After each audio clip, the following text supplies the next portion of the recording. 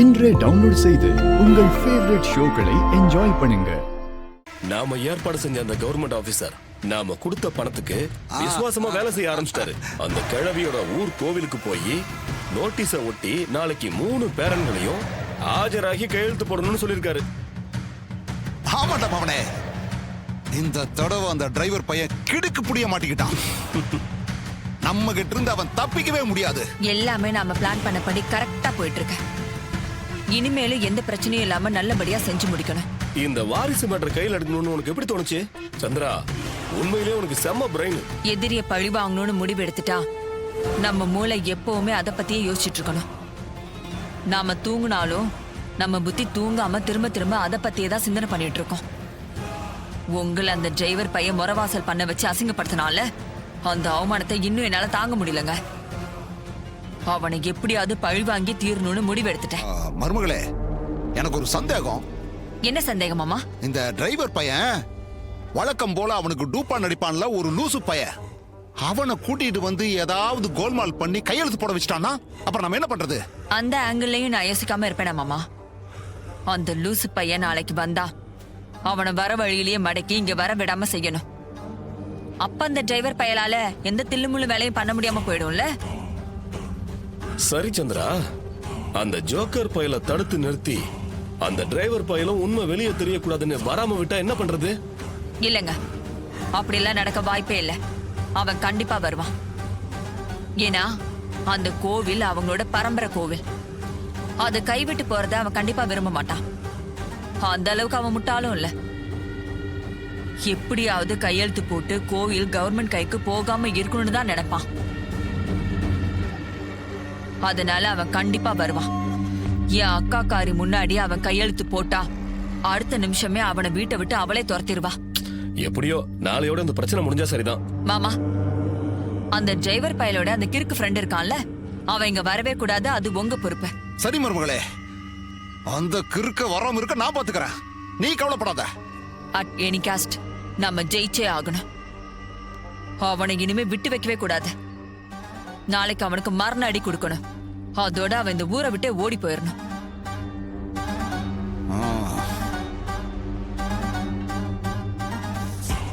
அத்த, பத்திரிக்கையை மாப்பிள்ளை வீட்டுக்காரன் கொடுத்து அமிச்சாங்க, அதான் வாங்கிட்டு வந்தோம்.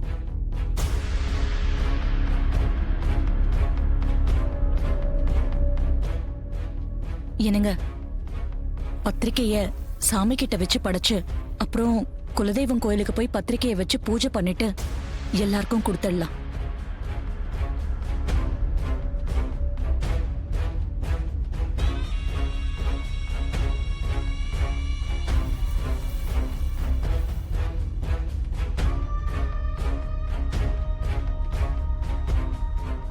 ஏங்க, என்னங்க நான் சொல்றேன், நீங்க அமைதியா இருக்கீங்க.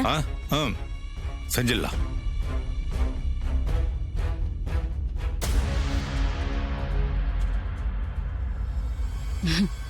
ரோஹிணி, பத்திரிக்கை எல்லாம் எடுத்துட்டு வா, பூஜை ரூம்ல வச்சு சாமிக்கு பூஜை பண்ணிடலாம். சரிங்கம்மா. அக்கா ஒரு நிமிஷம். என்ன? இந்த பத்திரிக்கையை நான் கொஞ்சம் பார்க்கணுமே. ஏன், என்ன பார்க்கணும்? இல்ல, ரேவதி கல்யாணத்தப்ப பத்திரிக்கை அடிச்சப்ப மாப்பிள்ள பேரு மகேஷ்ங்கிறதுக்கு பதிலா ராஜான்னு தானே இருந்துச்சு. இப்பவும் அப்படி ஏதாவது தப்பா ஆயிட போகுது. அதுக்காக தான் ஒரு தடவை பார்க்கணும்னு சொல்றேன்.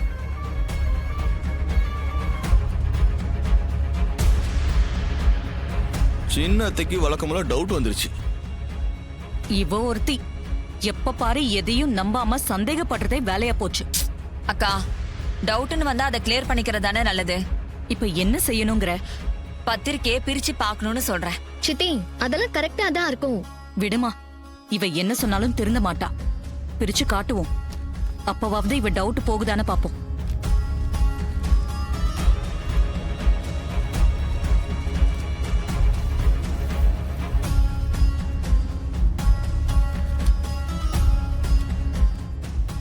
சந்திரா, இத பாரு.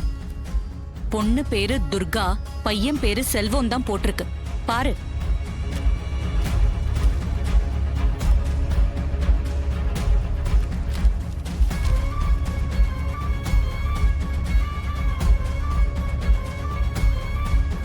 கடவுளே, எங்க அம்மா பாத்திருக்கிற மாப்பிள்ளையோட என் கல்யாணம் நடக்க கூடாது. நவீனோட தான் ஊரறிய என் கல்யாணம் நடக்கணும். ரோஹிணி, எல்லாத்தையும் பூஜை ரூம்க்கு எடுத்துட்டு வாமா. சரிங்கம்மா.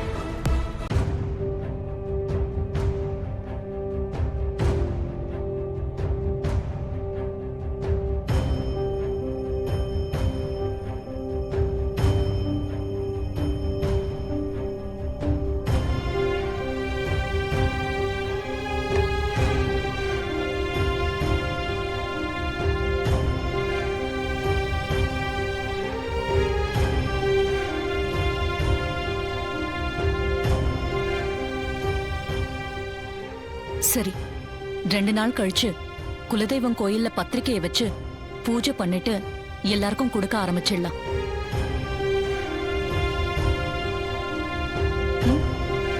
ம்.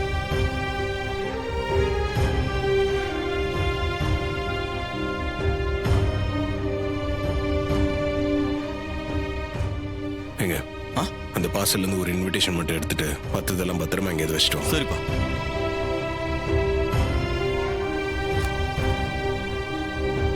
போலாம்.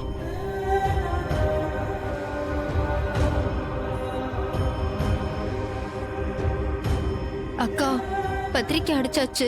இத ஊரறிய கொடுத்துட்டா அப்புறம் எப்படி கல்யாணத்தை நிறுத்துறது? அந்த பத்திரிக்கையை ஊரெல்லாம் கொடுக்க போறது இல்ல. என்னம்மா சொல்றீங்க? எனக்கு ஒன்றும் புரியல. அதை கொடுங்க, இதை படிச்சு பாரு.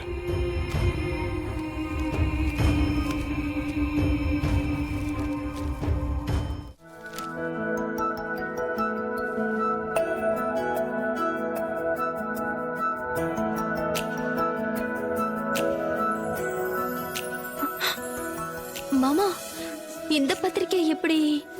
இந்த பத்திரிக்கை தான் எல்லாருக்கும் கொடுக்க போறோம். ஆமா துர்கா, மாப்பிள்ளை வீட்டுல அடிச்சு கொடுத்த பத்திரிக்கையை எங்கேயும் கொடுக்க போறது இல்ல.